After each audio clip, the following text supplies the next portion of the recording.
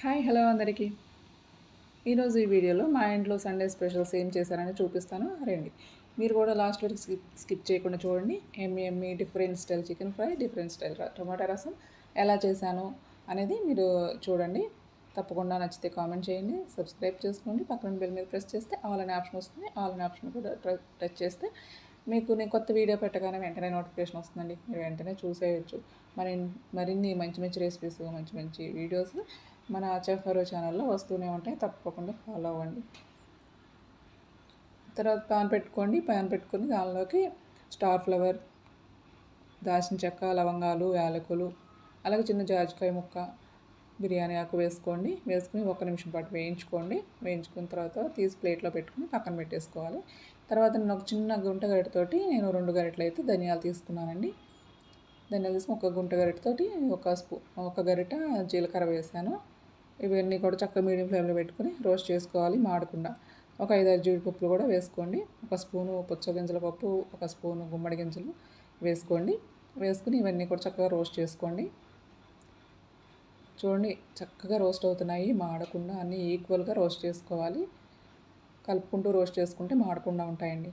తర్వాత సేమ్ గరిటెతోటి ఒక గరిట నువ్వులు, ఒక గరిట గసగసాలు వేసాను.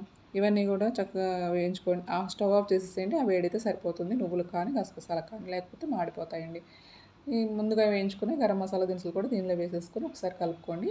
స్టవ్ ఆఫ్ చేసేసాం కదా, దానిలోకి ఒక స్పూన్ నిండు కొబ్బరి పొడి వేసుకుని ఆ వేడికి వేగిపోతుందండి. ఎక్కువ స్టవ్ ఆన్లో ఉన్నప్పుడు వేస్తే మాడిపోతుంది. ఇవన్నీ ఒక ప్లేట్లో తీసుకుని పక్కన పెట్టుకుని చల్లారి పెట్టుకుందాం.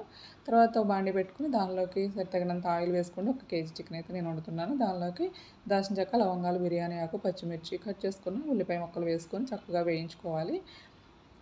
మనం కలుపుకుంటే కనుక వేయించుకుంటే మాడకుండా ఉంటాయి, టేస్ట్ బాగుంటుంది. ఉల్లిపాయ ముక్కలు కనుక ఎర్రగా అయిపోతే కర్రీ అంతా కూడా రెడ్ కలర్లో వచ్చేసి మాడు వాసన వస్తుందండి. తర్వాత ఒక 2 రెబ్బలు కరివేపాకు కూడా వేసుకోవాలి.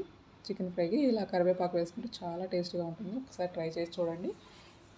ఇప్పుడు నేను తయారు చేసిన మసాలా కనుక వేసుకుని చికెన్ ఫ్రై చేశారంటే చాలా అదిరిపోతుందండి. తప్పకుండా ఇంట్లో ట్రై చేసి చూడండి. కొంచెం ఉప్పు వేసుకుని ఇలా వేయించుకోండి. చూడండి ఈ విధంగా చల్లారిన తర్వాత మిక్సీ జార్లో తీసుకుని మెత్తగా పౌడర్ చేసుకోవాలి. తర్వాత దీనిలోకి ఒక 2 స్పూన్లు అల్లం వెల్లుల్లి పేస్ట్ని వేసుకోండి. వేసుకుని పచ్చివాసన పోయే వరకు వేయించుకోవాలి. నేను చికెన్ అయితే మ్యారినేట్ చేసి పెట్టేశానండి ఒక 2 అవర్స్ ముందు. పసుపు, ఉప్పు, కారం, అలాగే జీలకర్ర పొడి, కొంచెం ధనియాల పొడి వేసి కలిపేసి బాగా మ్యారినేట్ చేసి ఈ విధంగా అయితే పక్కన పెట్టుకున్నాను. ఆ మ్యారినేట్ చేసిన చికెన్ని దీనిలో వేసేసాను. వేసేసి చక్కగా అంతా కూడా హై ఫ్లేమ్లో పెట్టుకుని మొత్తం కలిసే వరకు కూడా బాగా కలుపుకుంటూ వేయించుకోవాలండి. హై ఫ్లేమ్లో పెట్టుకుంటేనే మనకు చక్కగా ఫ్లేమ్ సరిపోతుంది. ఎందుకంటే ఇప్పుడు మనం స్టార్టింగ్లో ఉన్నప్పుడు హై ఫ్లేమ్లో పెట్టుకుని వేయించుకుంటేనే చికెన్ చాలా బాగుంటుంది. ఈక్వల్గా నానినట్టు లేకుండా చక్కగా వేగుతుందండి. మన ఎంత గ్రేవీ కర్రీ అయినా, ఫ్రై అయినా కూడా మనం నానిపోకుండా వేయించుకోవాలి.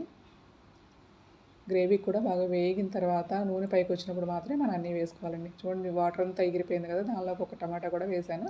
వేసేసి బాగా వేయించాను అండి. మూత పెట్టేసుకుని 10 నిమిషాల తర్వాత ఈ విధంగా ఉంది. పక్కన రసం కూడా ఒక 4 టమాటాలు తీసుకుని కుక్కర్లో అయితే పెట్టి ఉడికించేసానండి. టమాటాలు, అలాగే ఒక పచ్చిమిర్చి, 2 ఎండుమిర్చి, దానిలో చిన్న బెల్లం ముక్క వేసేసి కుక్కర్లో పెట్టి కొంచెం పసుపు వేసి ఉడికించానండి. తర్వాత ఈ టమాటాలన్నీ బాగా పిసికేసి దానిలో తగినంత వాటర్ పోసాను.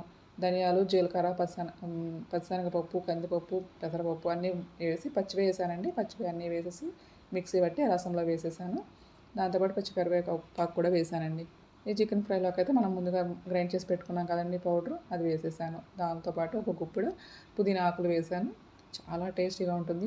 పుదీనా ఫ్లేవర్ తోటి పుదీనా చికెన్ అని చెప్పొచ్చు. అంత టేస్టీగా ఉందండి. ఒక్కసారి మీరు కూడా ట్రై చేసి చూడండి. తర్వాత దీనిలోకి తగినంత కారం వేసాను.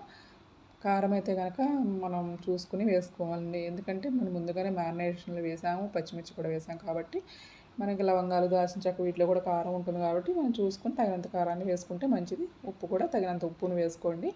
దానిలోకి ఒక స్పూను నెయ్యి వేసి బాగా కలుపుకొని సిమ్లో పెట్టి మగ్గించుకోవాలి. తర్వాత రసం అంతా కూడా మరిగిపోయినాయండి. ఈ రసం అయితే చాలా టేస్టీగా ఉంది. దానిలో పుదీనా ఆకులు కూడా బాగా వేసానండి. ఒక గుప్పెడు పుదీనా ఆకులు వేసి రసంలో అయితే మరిగించాను. చిన్న బెల్లం ముక్క కూడా వేసుకుంటే టేస్టీగా ఉంటుంది. అవన్నీ కూడా బాగా మరిగిపోయిన తర్వాత ఇలా ఈ విధంగా వడకట్టుకోవాలి. కొంచెం అల్లం కూడా వేసానండి. ఇవన్నీ వేసి చక్కగా బాగా మరిగించాను. పుదీనా ఆకులు అయితే చాలా ఎక్కువ వేసానండి. పుదీనా రసం లాగా మంచి టేస్ట్ అయితే వచ్చాయి. తాలింపు వేసేసుకొని ఇలా దీనిలో వేసేసుకోవాలి.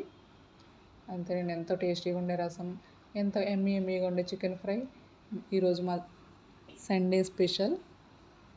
చూడండి ఎమ్మీగా తయారైపోయింది చికెన్ అయితే.